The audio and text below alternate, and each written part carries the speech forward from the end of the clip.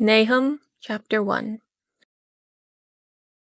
An oracle concerning Nineveh, the book of the vision of Nahum of Elkosh. The Lord is a jealous and avenging God. The Lord is avenging and wrathful. The Lord takes vengeance on his adversaries and keeps wrath for his enemies.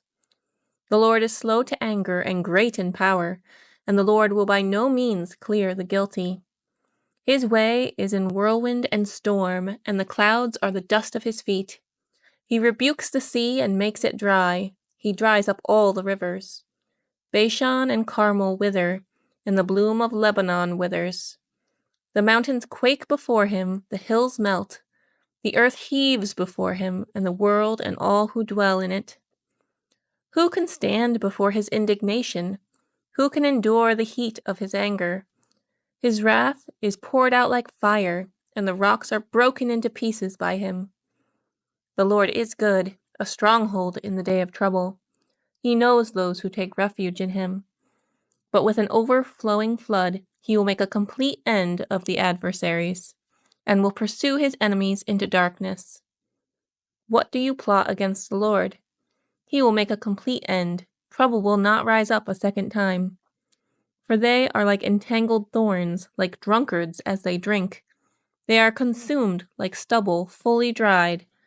From you came one who plotted evil against the Lord, a worthless counselor. Thus says the Lord, though they are at full strength and many, they will be cut down and pass away. Though I have afflicted you, I will afflict you no more. And now I will break his yoke from off you and will burst your bonds apart. The Lord has given commandment about you. No more shall your name be perpetuated. From the house of your gods I will cut off the carved image and the metal image. I will make your grave, for you are vile.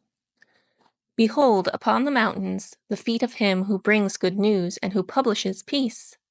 Keep your feasts, O Judah, fulfill your vows, for never again shall the worthless pass through you. He is utterly cut off. Nahum chapter 2. The scatterer has come up against you. Man the ramparts, watch the road, dress for battle, collect all your strength. For the Lord is restoring the majesty of Jacob as the majesty of Israel, for plunderers have plundered them and ruined their branches. The shield of his mighty men is red, his soldiers are clothed in scarlet. The chariots come with flashing metal on the day he musters them, the cypress spears are brandished. The chariots race madly through the streets, they rush to and fro through the squares. They gleam like torches, they dart like lightning. He remembers his officers, they stumble as they go, they hasten to the wall. The siege tower is set up, the river gates are opened, the palace melts away. Its mistress is stripped, she is carried off, her slave girls lamenting, moaning like doves and beating their breasts. Nineveh is like a pool whose waters run away. Halt! Halt! They cry, but none turns back. Plunder the silver, plunder the gold. There is no end of the treasure or of the wealth of all precious things. Desolate, desolation and ruin. Hearts melt and knees tremble. Anguish is in all loins, all faces grow pale. Where is the lion's den, the feeding place of the young lions, where the lion and lioness went, where his cubs were, with none to disturb? The lion tore enough for his cubs and strangled prey for his lionesses. He filled his caves with prey and his dens with torn flesh. Behold, I am against you, declares the Lord of hosts, and I will burn your chariots in smoke, and the sword shall devour your young lions. I will cut off your prey from the earth, and the voice of your messengers shall no longer be heard. Nahum chapter 3. Woe to the bloody city, all full of lies and plunder, no end to the prey. The crack of the whip and the rumble of the wheel, galloping horse and bounding chariot, horsemen charging, flashing sword and glittering spear, hosts of slain, heaps of corpses, dead bodies without end, they stumble over the bodies. And all for the countless whorings of the prostitute, graceful and of deadly charms, who betrays nations with her whorings, and peoples with her charms. Behold, I am against you, declares the Lord of hosts. and will lift up your skirts over your face. And I will make nations look at your nakedness and kingdoms at your shame.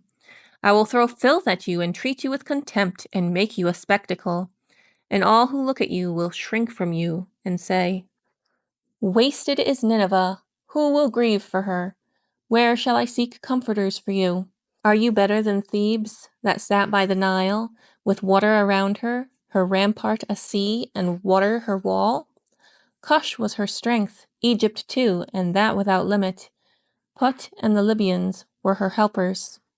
Yet she became an exile, she went into captivity, her infants were dashed in pieces at the head of every street. For her honored men lots were cast, and all her great men were bound in chains. You also will be drunken, you will go into hiding, you will seek a refuge from the enemy. All your fortresses are like fig trees, with first ripe figs. If shaken, they fall into the mouth of the eater. Behold, your troops are women in your midst. The gates of your land are wide open to your enemies. Fire has devoured your bars. Draw water for the siege, strengthen your forts, go into the clay, tread the mortar, take hold of the brick mold. There will the fire devour you, the sword will cut you off. It will devour you like the locust. Multiply yourselves like the locust, multiply like the grasshopper. You increased your merchants more than the stars of the heavens. The locust spreads its wings and flies away. Your princes are like grasshoppers, your scribes like clouds of locusts, settling on the fences in a day of cold. When the sun rises, they fly away. No one knows where they are.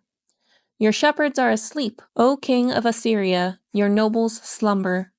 Your people are scattered on the mountains, with none to gather them.